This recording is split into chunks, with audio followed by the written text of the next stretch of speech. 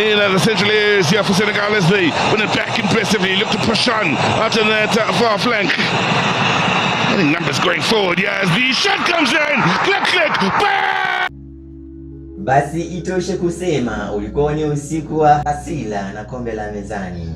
Hebu wazia ule usiku wa kishindo kikuu kule Rabat Morocco, mashabiki maelfu wakipiga kelele, bendera za kijani na nyekundu zilikuwa zinapepea angani, na kombe la dhahabu la AFCON ilikuwa linang'aa na nchi nzima ilikuwa imejaa taa. Basi Senegali wakishangilia ubingwa wao kwa furaha kubwa, lakini hawakujua saa chache sheria za soka zitavunja na kuwapokonya taji hili mezani.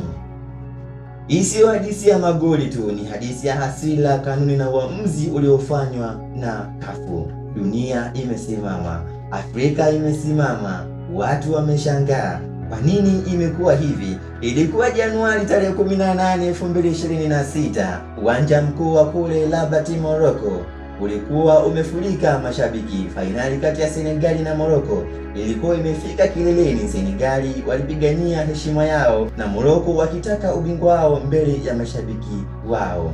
Basi dakika za mwisho zilikuwa ni za mvuto mkubwa. Mara ghafla mwamuzi alipuliza filimbi yake kuashiria penalty kwa Morocco, upande mmoja akishangilia, lakini upande wa Senegali hasira ilitawala, wakiamini wameonewa na kufanya uamuzi mkubwa kutoka uwanjani. Baada ya muda mfupi, majadiliano ya Senegali waliamua kurudi uwanjani, wakipambana kwa nguvu zao zote. Hatimaye wakafunga goli moja la ushindi, wakakabidhiwa kombe na kusherehekea kwa furaha kubwa, lakini furaha yao haikudumu.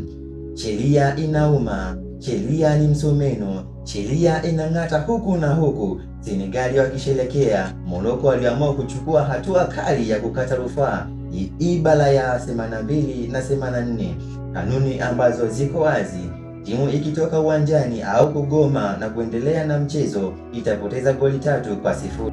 Uamuzi ulitolewa tarehe 17 Machi 2026. CAF walitangaza uamuzi, Senegali walipatikana kuwa na hatia, basi hivyo waliamua kupokonywa ubingwa mezani kwa goli 3-0.